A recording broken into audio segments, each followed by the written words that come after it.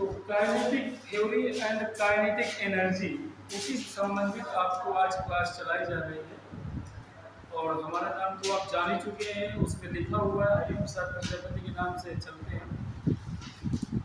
तो आपको kinetic energy और काइनेटिक थ्योरी में आपको अणु संबंधित गैस में इसमें बायस का नियम, चार्ल्स का नियम, ग्राहम का विसरण नियम, न्यूटन का आंशिक दाब का नियम, ये आपका इस थ्योरी में है।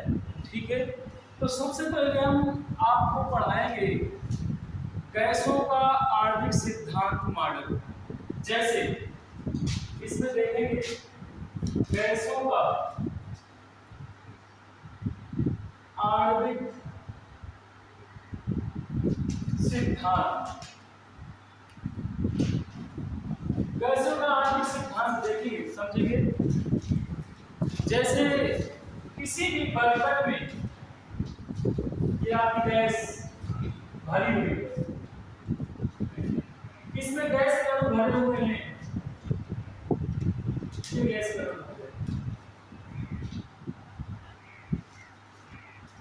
अगर आप इस बर्तन में गैस पूरी तरीके से फुल भरी हुई है तो भी दाब उतना ही लगेगा जितना कि आपका यहाँ तक गैस भरी हुई है। चूंकि गैस के अणु बहुत पास नहीं होते हैं, शायद मैंने पीछे एक बार क्लास ली थी तो ठोस द्रव गैस में डिफिनीशन प्लस उसका डिफरेंट बताया गया था कि गैस के अणु बहुत दूर होते हैं। गैस का आणविक परास दूर होता है, जिसके कारण से उसके बीच लगने वाला आंतरा अणु बल बहुत कम होता है। जैसे कहीं आपका कोई गैस लीकेज हो रही है दूर, यहाँ तक खुशबू आ सकती है, बदबू आ सकती है।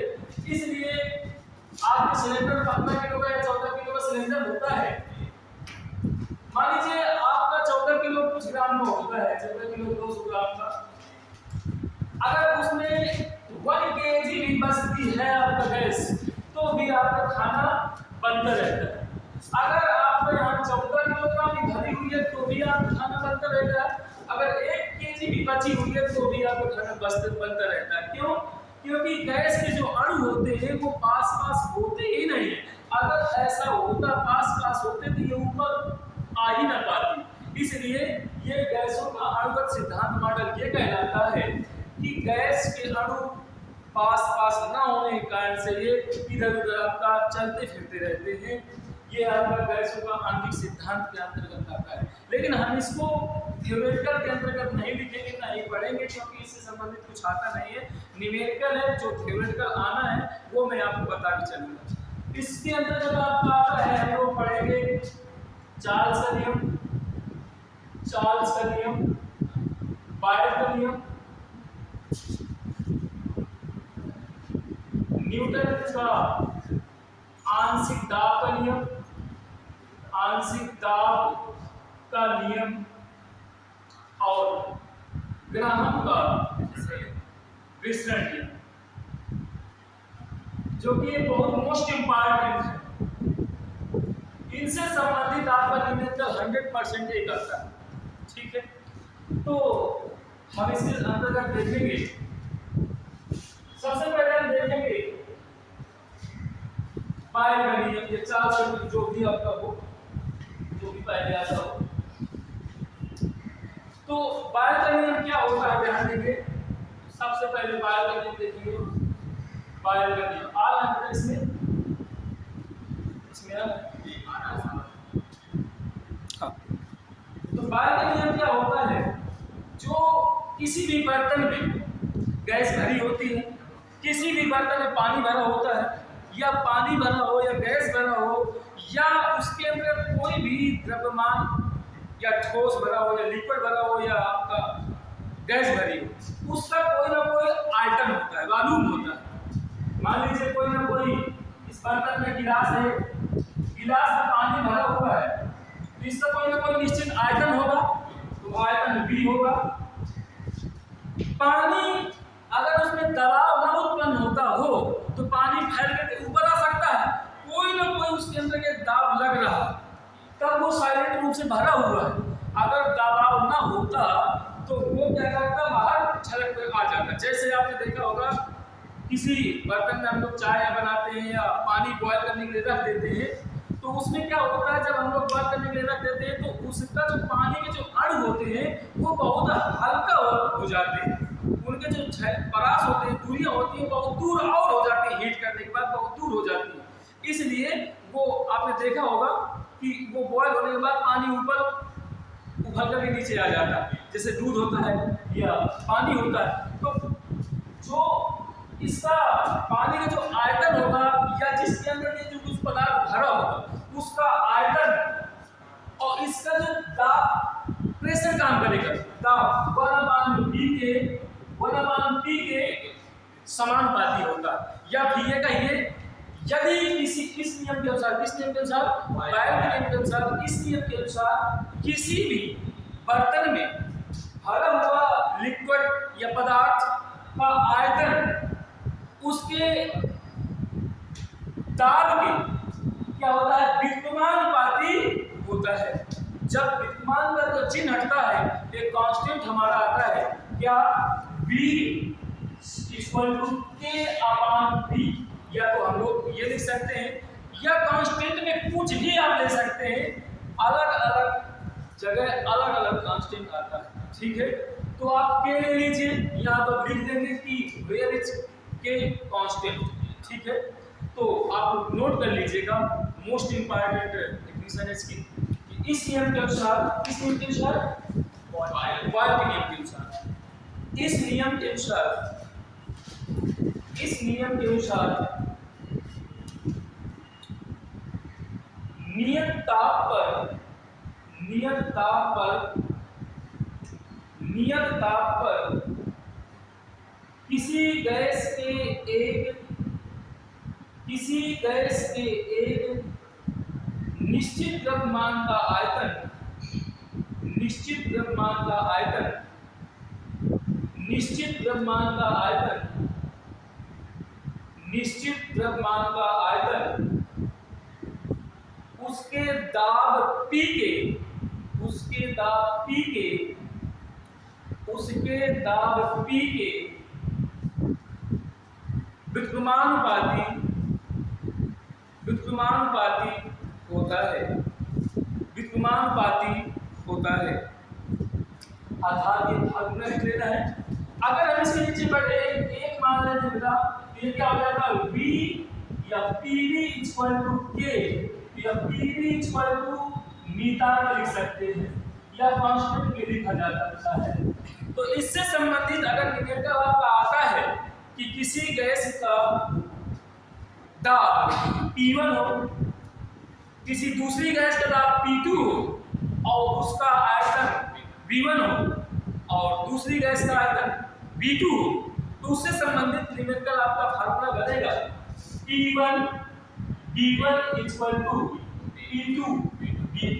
ये आपको फार्मूला बनाना पड़ेगा, खुद बनाना पड़ेगा, ये आपका बन के आएगा, ये न्यूमेरिकल के पोर्शन में आएगा। न्यूमेरिकल अगर आ गया तो ये वाला फार्मूला आपका यूज होगा, राइट। बता दीजिए, समझ में आया आपके सबके समझ में। बायोट का नियम क्या कहलाता है, यदि इस नियम के अनुसार किसी निश्चित द्रव्यमान का आयतन या किसी पदार्थ का आयतन V उसके दाब के क्या होता है, व्युत्क्रमानुपाती होता है। व्युत्क्रमान में समानता चिन्ह लगा दे, K दिया है, यहाँ पर कांस्टेंट K आ गया, वेयर K क्या है, नियतांक है। क्लास मल्टीप्लाई करते हैं, P का मल्टीप्लाई V से कराया तो PV = K, ये जो हम क्या कह सकते हैं, नियतांक कहते हैं, या अंग्रेजी में कांस्टेंट कह सकते हैं इंग्लिश में। तो समझ में आ रही बात। अब डालना है आपको हेडिंग, चार्ल्स का नियम। हाँ, इसको नोट करिए, ये हाँ ये यहाँ से आया तो नोट करना, ये फिगर नहीं नोट करना, फिगर नहीं नोट करना।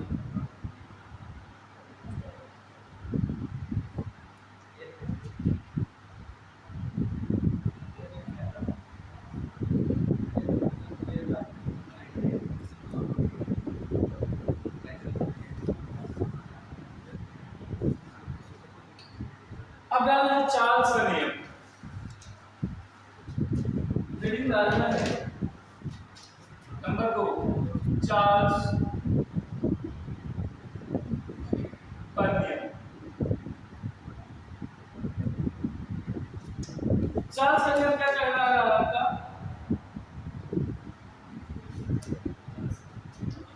उसमें क्या था बेटा, एक नियत ताप था, निश्चित ताप था आपका, ताप नियत था, ताप आपका नियत था, किसमें, वायु के नियम।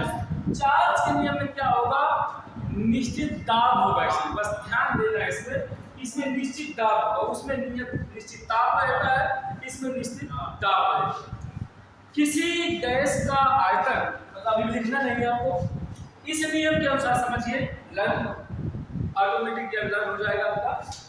इस नियम के अनुसार किसी गैस का, किसी बर्तन में गैस भरी हुई है, इस नियम के अनुसार किसी गैस में भरा हुआ आयतन V नियत ताप पर V किसके समानुपाती होता है, परम ताप के समानुपाती होगा। यहाँ पे क्या था, समानुपाती था, यहाँ पे क्या है, समानुपाती। जस्ट ध्यान देना है, यहाँ पर आपका नियत ताप था, आपका ताप नियत था, ताप नियत है, यहाँ पर दाब नियत है, दाब नियत, मतलब यहाँ पर दाब नहीं है तो दाब नियत है, मतलब कांस्टेंट, दाब को परिवर्तित नहीं कर सकते। यहाँ पर क्या था, ताप नहीं है तो ताप परिवर्तित नहीं कर सकते, जितना ताप दिया गया है उतना ही ताप आपका रहेगा। इसमें फिर से समझिए, इस नियम के अनुसार एक नियत दाब पर किसी गैस का आयतन उसके परम ताप के क्या होता है, समानुपाती होता है। फिर से समझेंगे, इस नियम के अनुसार, किस नियम के अनुसार, चार्ल्स के नियम के अनुसार, इस नियम के अनुसार नियत दाब पर किसी गैस का आयतन V उसके परम ताप के समानुपाती होता है। जब समानुपाती चिन्ह हटा दें तो कांस्टेंट आएगा V kT, ठीक है। अब इससे संबंधित हम लोग फार्मूला व्यक्त करेंगे, ये तो मेन फार्मूला हो गया आपका। अगर न्यूमेरिकल आ जाते हैं तो फिर कैसे लगेगा फार्मूला हमारा, इसके लिए बनेगा V/T इक्वल टू के हो जाएगा, यानी नियतांक हो जाएगा या कांस्टेंट हो जाएगा, ठीक है। इसके लिए फार्मूला बनाएंगे हम लोग V1/T1 इक्वल टू V2/T2। ये आपका फार्मूला खुद बनाना पड़ेगा, ना कि आपका बन के नहीं है, ठीक है। अगर न्यूमेरिकल पोर्शन में अगर आता है तो ये फार्मूला आपको खुद बनाना पड़ेगा, ये आपका बन, इतना आपको फार्मूला इंतजार करना पड़ेगा। ये कैसे बनाया आपने, देखिए यहाँ भी था, यहाँ भी है, यहाँ भी है, तो ये V1/T1 इक्वल टू V2/T2, ठीक है। नोट कर लीजिए, अगर समझ में आए तो फिर से बता दीजिए, हम फिर से बता देंगे आगे समझिए।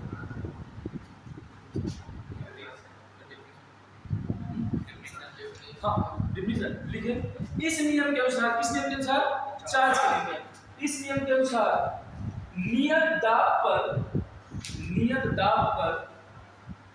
इस नियम के अनुसार नियत दाब पर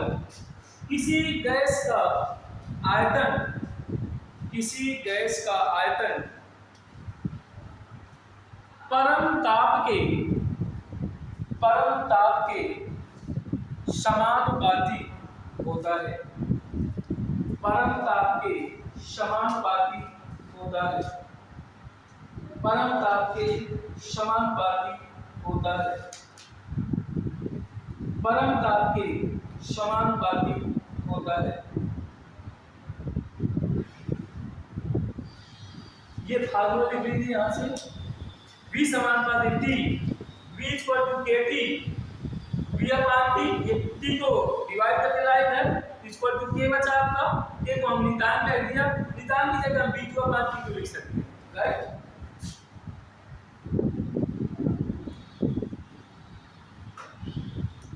अब डालना है हेडिंग आपको आदर्श गैस समीकरण। आदर्श गैस समीकरण बहुत मोस्ट इंपॉर्टेंट है, ये भी संबंधित न्यूमेरिकल आते हैं आपका। आदर्श गैस समीकरण, आदर्श गैस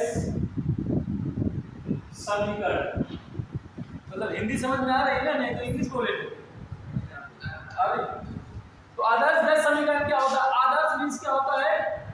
अच्छा, आइडियल गैसेस इक्वेशन।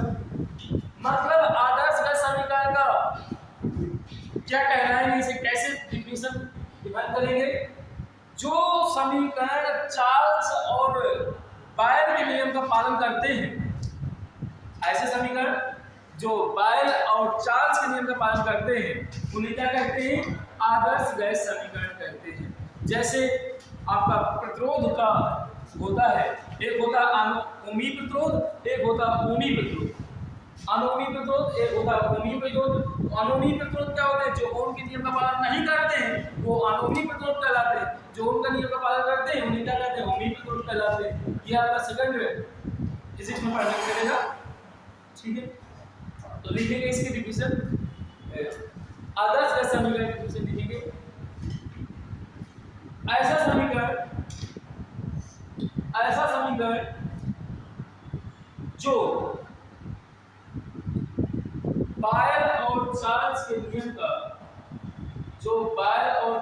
नियम का पालन करते हैं, जो बायल और चार्ल्स के नियम का पालन करते हैं, जो बायल और चार्ल्स के नियम का पालन करते हैं, उसे आदर्श गैस समीकरण कहते हैं।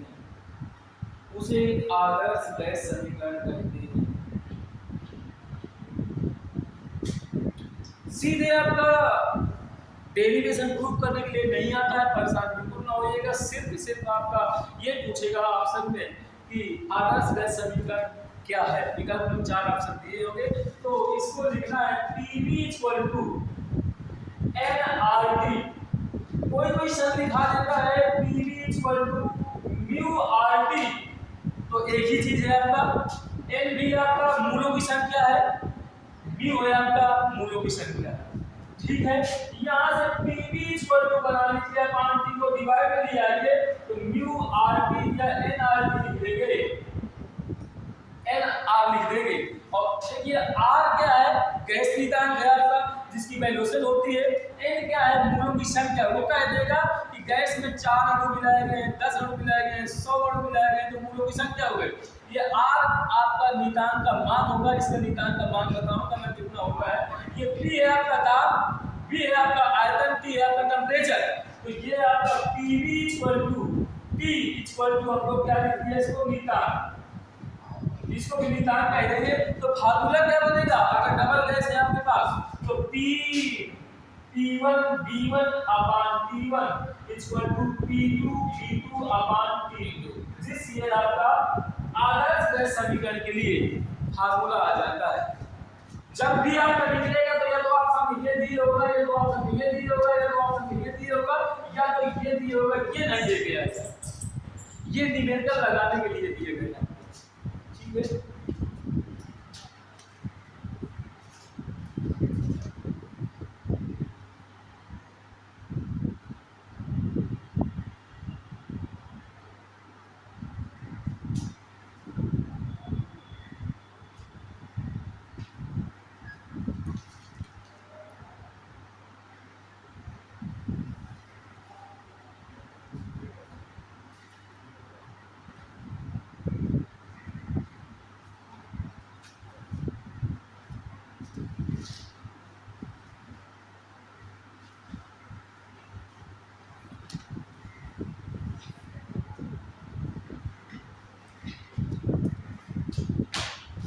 अब लिखना है आपको हेडिंग डाल्टन का आंशिक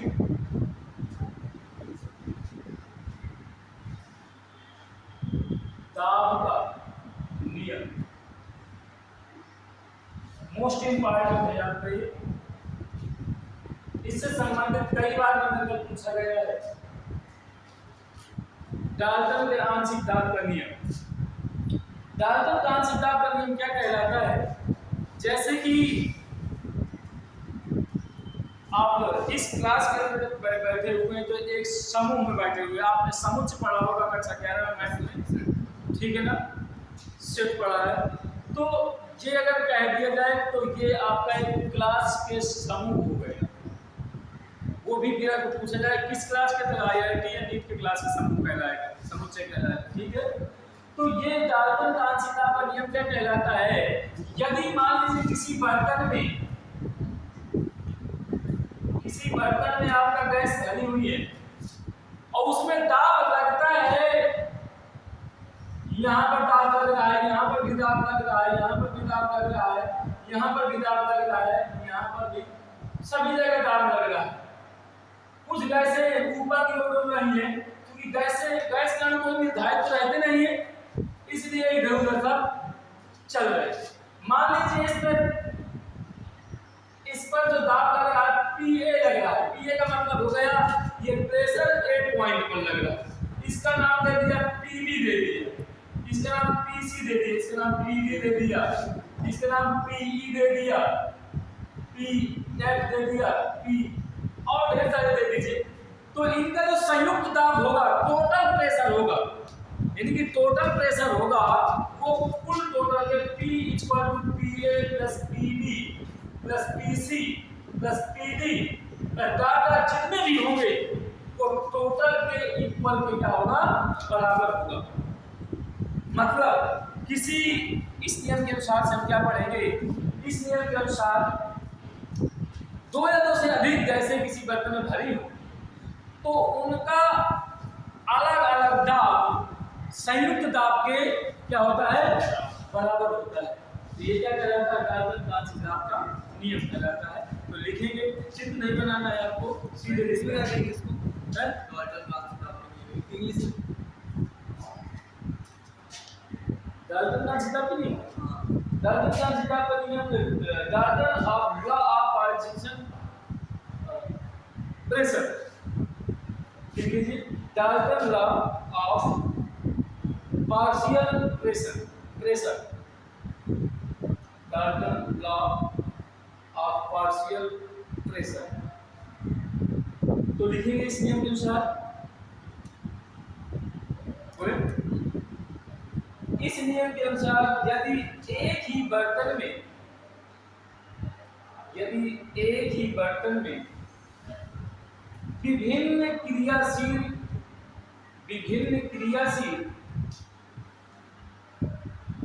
विभिन्न क्रियाशील गैसों का मिश्रण भरा हो,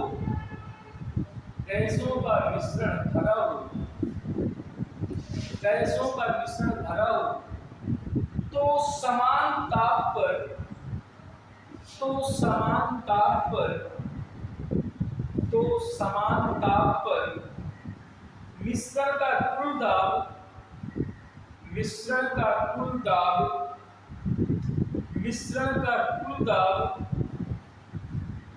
मिश्रण का कुल दाब उसमें उपस्थित गैसों के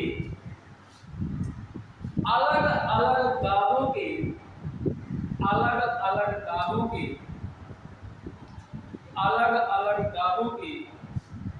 योग के बराबर होता है, अलग अलग दाबों के योग के बराबर होता है, अलग अलग दाबों के योग के बराबर होता है, अलग अलग दाबों के योग के बराबर होता है,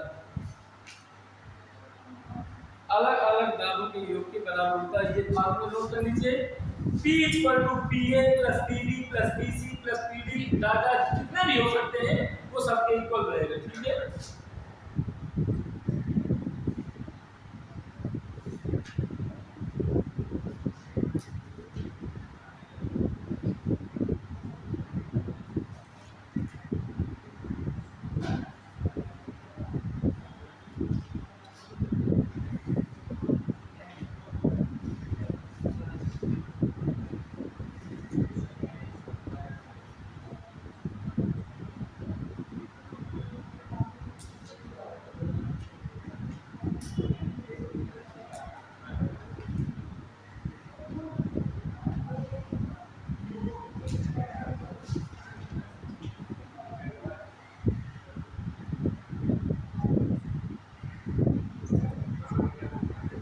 निकाल लेना पूरा।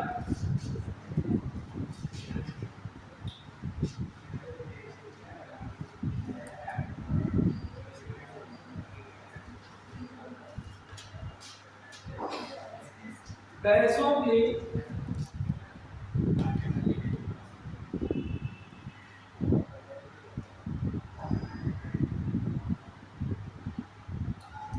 अणुओं की वर्ग मात्रा, अणुओं की वर्ग मात्रा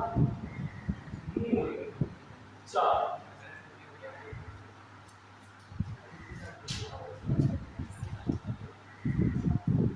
root mean square of gas speed.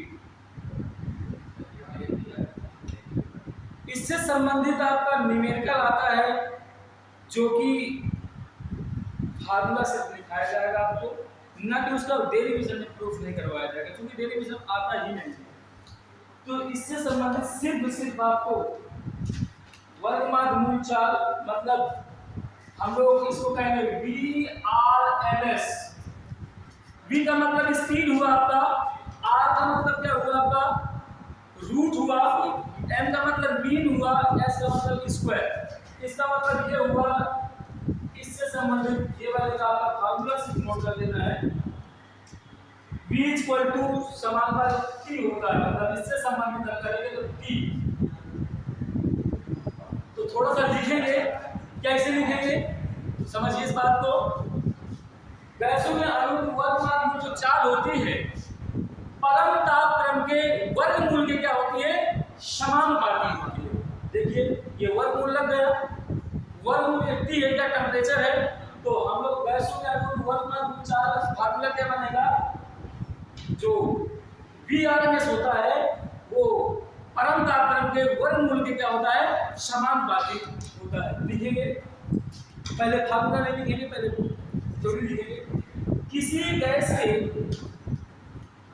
Gas के अणुओं की वर्गमात्र चाल, किसी गैस के अणुओं की वर्गमात्र चाल गैस के परम ताप के गैस के परम ताप के गैस के परम ताप के गैस के परम ताप के वर्गमूल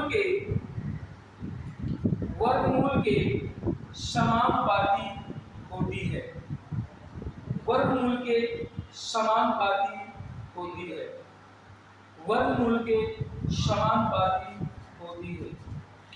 अब इस रूप नोट कर लीजिए, VRMS समानुपाती रूट के अंदर T।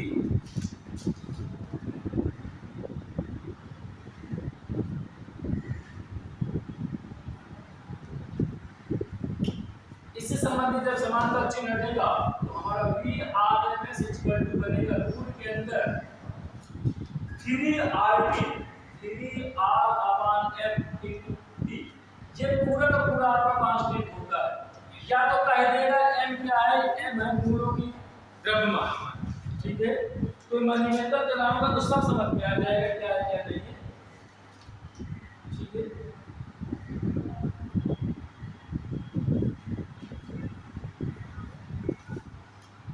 अब डालना है आपको ग्राहम का विसरण नियम, very very important.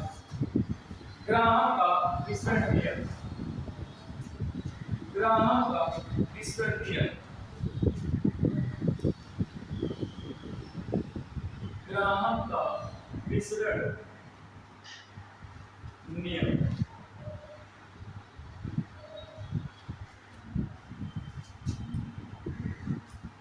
Graham law of diffusion, Graham law of diffusion।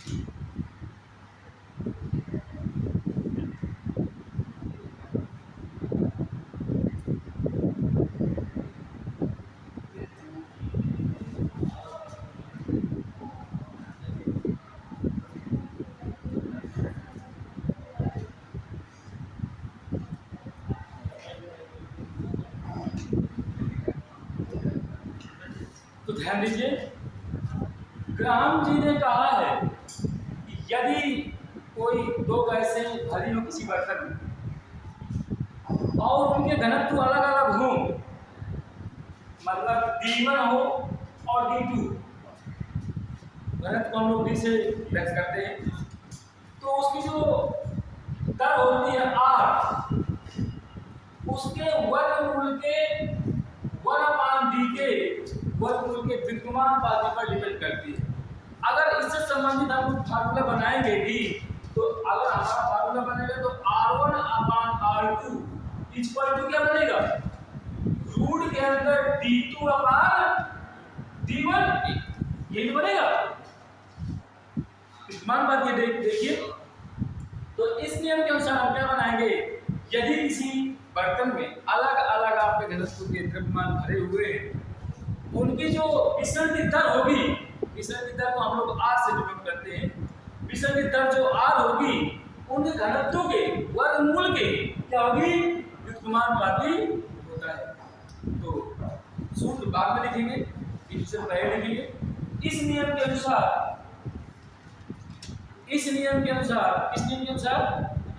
Graham के मिश्रण नियम के अनुसार, इस नियम के अनुसार जब दो गैसें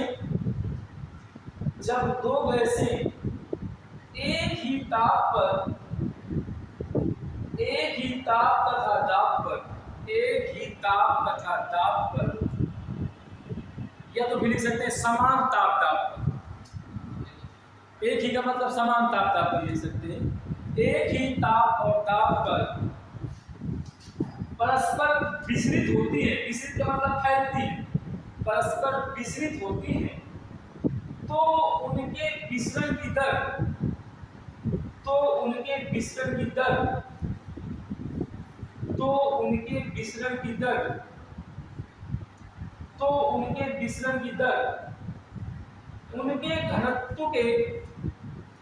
उनके घनत्व के वर्गमूल के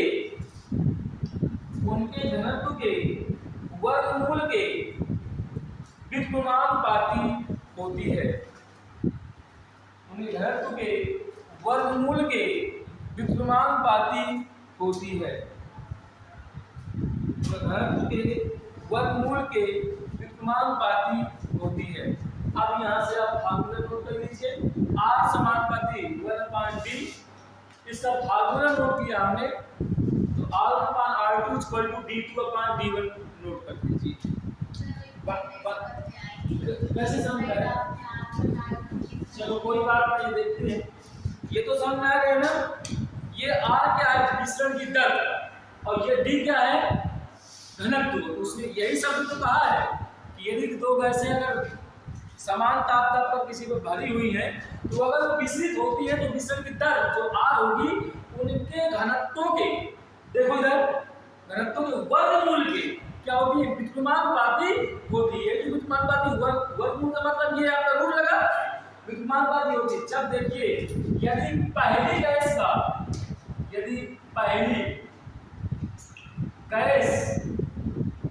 की दर R1 हो, दूसरी गैस की R2 हो, और पहली गैस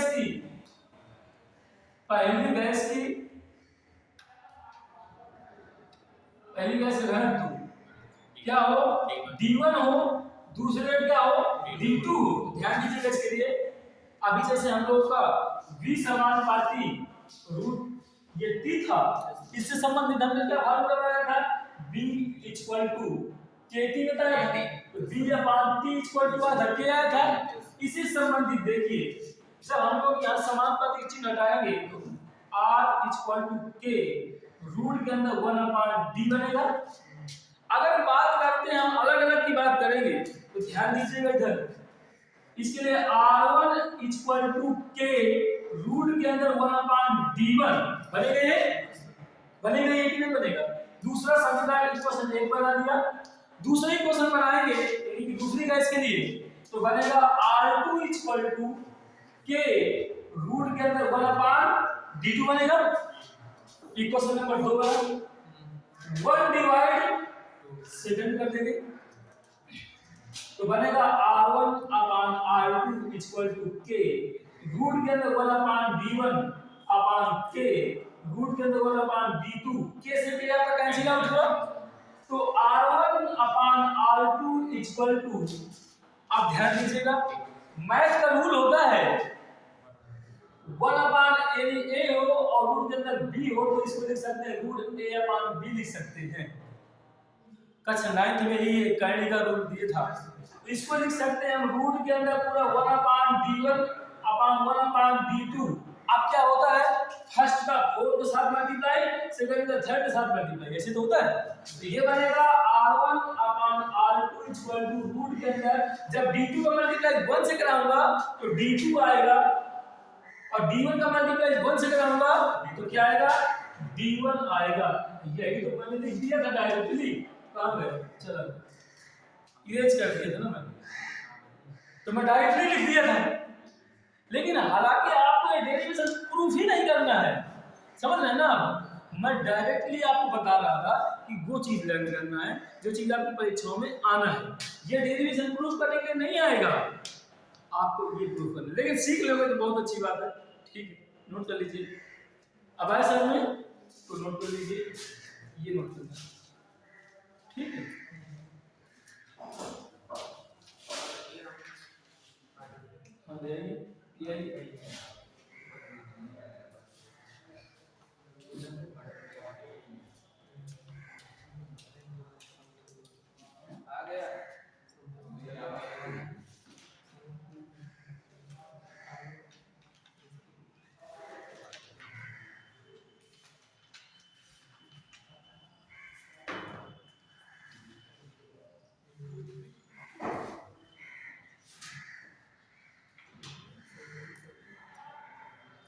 चलो न्यूमेरिकल देखते हैं, समझ में आएगा।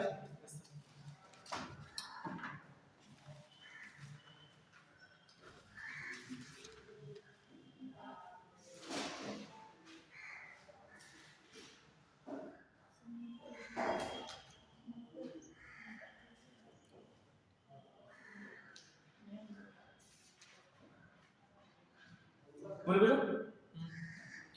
यदि दाब स्थिर रहे तो, क्वेश्चन है, यदि दाब स्थिर रहे तो, यदि दाब स्थिर रहे तो किसी गैस के अणु की, किसी गैस के अणु की वर्गमाध्य चाल, वर्गमाध्य चाल, ध्यान समझेंगे क्या क्या दिए हैं। वर्गमाध्य चाल 0 सेंटीग्रेड की, 0 सेंटीग्रेड सी बना देना तो समझ में आया, सेंटीग्रेड दिए, 0 सेंटीग्रेड की वर्गमाध्य चाल का, 0 सेंटीग्रेड की वर्गमाध्य चाल का आधा रह जाएगी, 0 सेंटीग्रेड की वर्गमाध्य चाल का आधा रह जाएगी।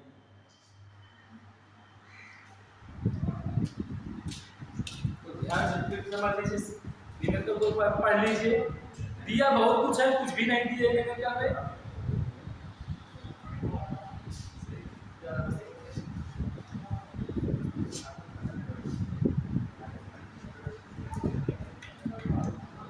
क्या होगा आप करिए,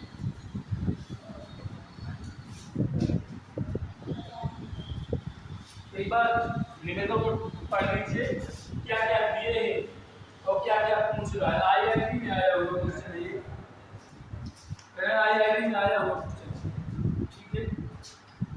अभी अभी हमने पढ़ा क्या, वर्गमाध्य चाल का फार्मूला पढ़ा, VRMS इक्वल टू समानुपातिक रूप के अंदर की बात पढ़ा हमने, देख लीजिए ये VRMS 1 और VRMS 2 और T1 और T2 में डिपेंड डिलीवर कर, देख लीजिए वो कह रहा है यदि दाब स्थिर रहे, मतलब दाब नहीं आना चाहिए इस न्यूमेरिकल में, तो दाब से कोई मतलब नहीं, किसी गैस के अणुओं का वर्गमाध्य चाल 0 सेंटीग्रेड पर, मतलब T1 दिए है आपका 0 सेंटीग्रेड और जब ताप सेंटीग्रेड में होता है उसको तुरंत केल्विन बना लीजिए, तो के 1 केल्विन के बराबर 273 केल्विन होता है, तो तुरंत केल्विन बनाइए तो T1 0 + 273 बराबर 273 केल्विन बन गए।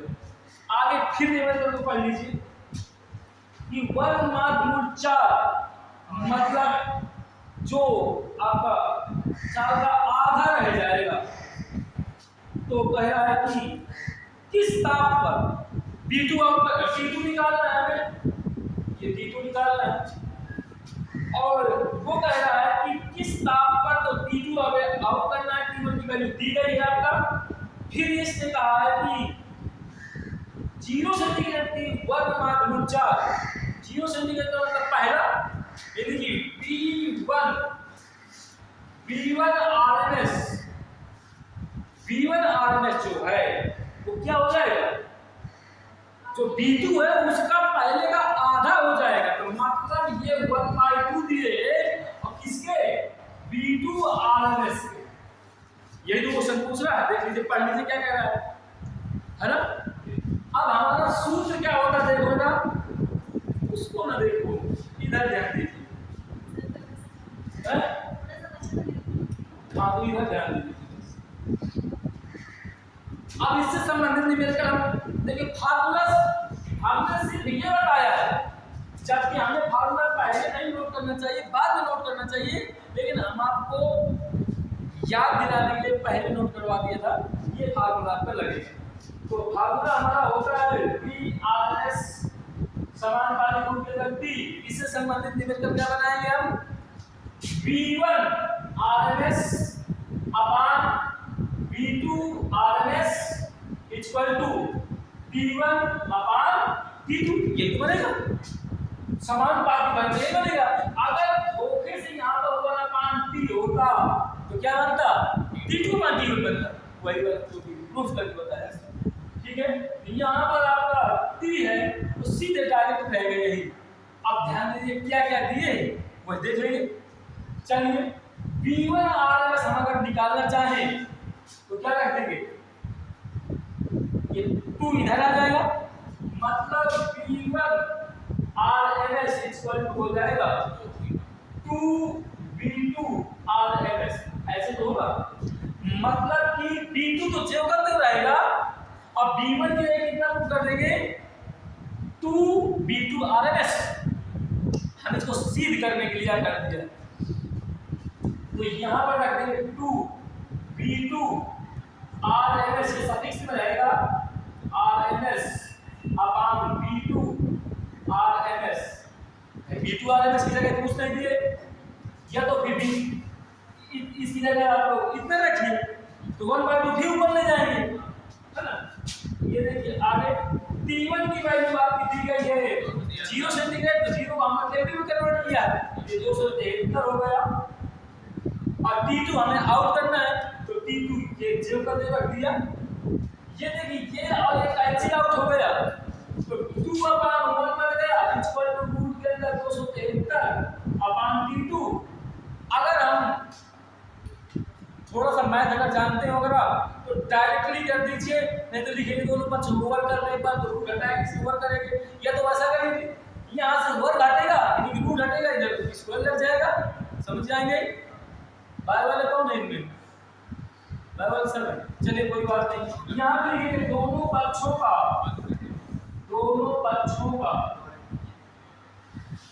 वर्ग करने पर, चलिए वर्ग कर दीजिए। वर्ग का मतलब होता है अगर आप अच्छा 9 में तो मैथ लिए रहे होंगे ध्यान पूर्वक से, अगर उसी का रूट करते हैं तो आपका कैंडी नष्ट हो जाती है और संख्या वही आ जाती है, ठीक है। वो कैसे हो जाता है वो भी बता दूं मैं आपको। रूट का मतलब होता है पावर 1/2, इसका मतलब पावर 1/2, इसका भी पावर मतलब 1/2, गुणा में घातें जुड़ती हैं, तो इसको लिख दिया 1/2 प्लस 1/2, तो 1/2 और 1/2 1 होता है, यानी रोटी को आधा कर दिया जाए तो आधी हो जाएगी, उनको दोनों को जोड़ देंगे 1 हो जाएगा, इसका मतलब 1 हो गया, 1 लिखा नहीं जाता है, तो इसका मतलब देखिए जब वर्ग करेंगे तो 2/1 का होल स्क्वायर और इसका करेंगे 273/T2 का का होल ऑफ स्क्वायर, तो इसका 2 का स्क्वायर 4 बन जाएगा, ये 4 बन गया। 1 का स्क्वायर 1 ही होता है, इक्वल टू ये कहीं नष्ट हो गई आपकी, देख लीजिए यहाँ से देखिए कहीं नष्ट हो गई, उसी में उसी का मल्टीप्लाई करा दे तो कहीं नष्ट हो जाती है अगर करंट में लगा है तो। ये 273 बन गया बटे T2, क्रॉस मल्टीप्लाई कर दीजिए तो 4T2 equal to 273, T2 equal to 273 बटे 4, 4 का डिवाइड कर दीजिए तो क्या बनेगा 68.25। T2 इसको 4 का डिवाइड करेंगे तो 273, 4 6 24 हुआ, ये कितना हुआ 3 बन गया, ये कितना हुआ 32 हो गया, 8 होगा 32, ये 1 लगा तो लगा ये 0 बन गया, 4 3 8, फिर 2 बन गया, 0 4 5 20, तो ये T2 आपका आया 68.25।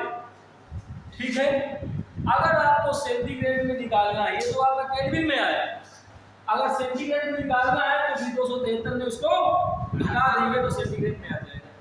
ठीक है, अब वो ऑप्शन आपके ऊपर डिपेंड कर रहा हो, ये ऑप्शन किस में दिए, केल्विन में दिए, ये तो सेंटीग्रेड में दिए, अगर केल्विन में दिए तो इतना ही आएगा, अगर सेंटीग्रेड में दिए तो 273 में उसको हटा देंगे तो निकल आएगा, तो कोई बात नहीं।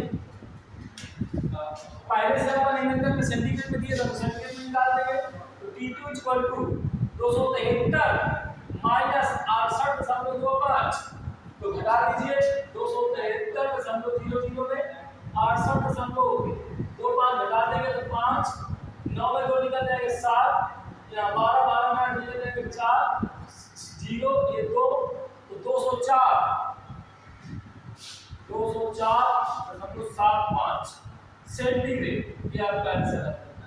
अगर केल्विन में दिए हो तो केल्विन में देख दीजिएगा, अगर सेंटीग्रेड में दिए हो तो सेंटीग्रेड में देख दीजिएगा।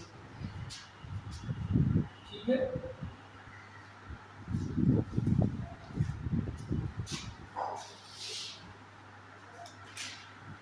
नोट कर लीजिए।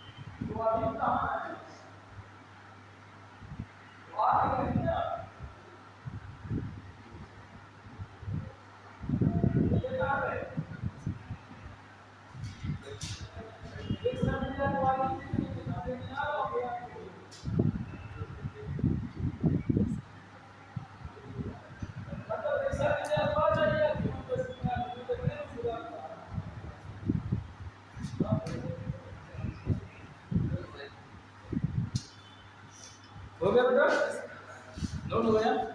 एक निबंध और लिखेंगे, ये भी आपका नीट में आया हुआ क्वेश्चन बोल रहे हैं, यदि किसी गैस का ताप यदि किसी गैस का ताप 27 सेंटीग्रेड से बढ़ाकर 27 सेंटीग्रेड से बढ़ाकर 327 सेंटीग्रेड कर दिया जाए, 27 सेंटीग्रेड से बढ़ाकर 327 सेंटीग्रेड कर दिया जाए, तो उसके अणुओं की वर्गमात्र मूल चाल कितने गुना हो जाएगी? तो उसके अणुओं की वर्गमात्र मूल चाल कितने गुना हो जाएगी? तो उसके अणुओं की वर्गमात्र मूल चाल कितने गुना हो जाएगी? तो उसके अणुओं की वर्गमात्र मूल चाल कितने गुना हो जाएगी? सवाल को दोबारा पढ़ लीजिए, कहे क्या रहा है आपसे, ध्यान दीजिए।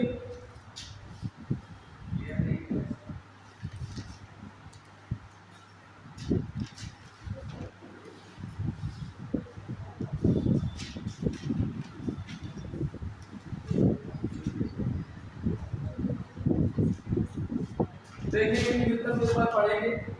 यदि किसी गैस का ताप यानी T1 कितना दिया है आपका 27 सेंटीग्रेड, T1 दिया 27 सेंटीग्रेड, 27 सेंटीग्रेड को केल्विन बना लीजिए, तो 27 प्लस 273 बराबर 300 केल्विन हो गया, जोड़ लीजिए 300 केल्विन हुआ।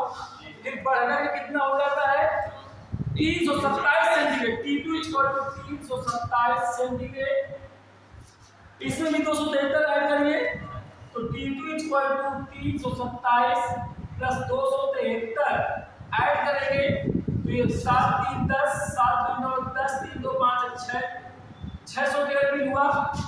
फिर ये कह रहा है कि उसका जो वर्गमात्र मूल चाल है वो कितने गुना हो जाएगा, यानी प्रारंभिक जो होगा वो दूसरे के कितने गुना हो जाएगा। अभी जस्ट फार्मूला लिखा हुआ है इसलिए मैंने फार्मूला इरेज नहीं किया है।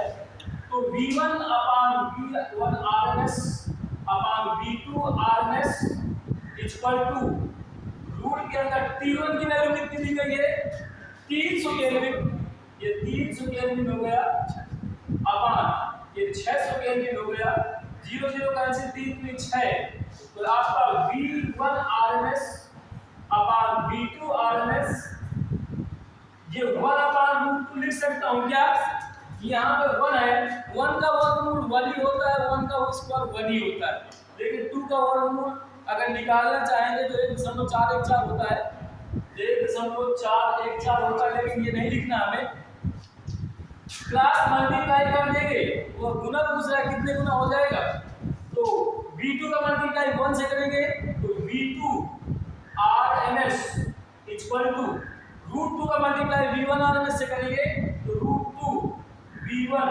RMS, मतलब ये जो सेकंड वाला V1 RMS आएगा वो प्रारंभिक कितना गुना हो जाएगा रूट 2 गुना हो जाएगा, तो लिखेंगे रूट 2 गुना हो जाएगा। मतलब ऑप्शन में या तो ये लिखा होगा या तो आपका ये लिखा होगा रूट 2 गुना हो जाएगा, तो कितना लिखा होगा, तो आपको ऑप्शन में देख लेना है कौन सा सही है कौन सा गलत है, ठीक है।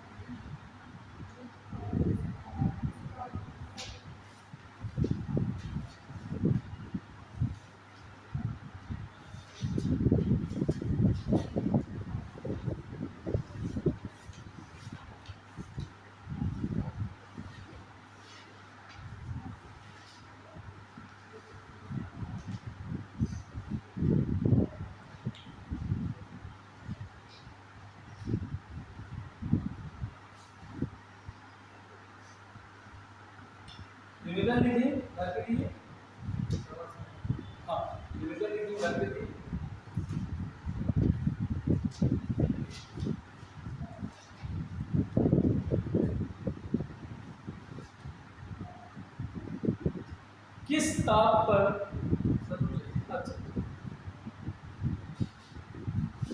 किस ताप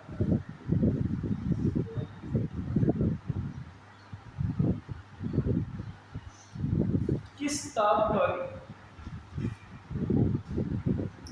ऑक्सीजन के अणुओं की किस ताप पर ऑक्सीजन के अणुओं की वर्गमाद मूलचाल वर्गमाद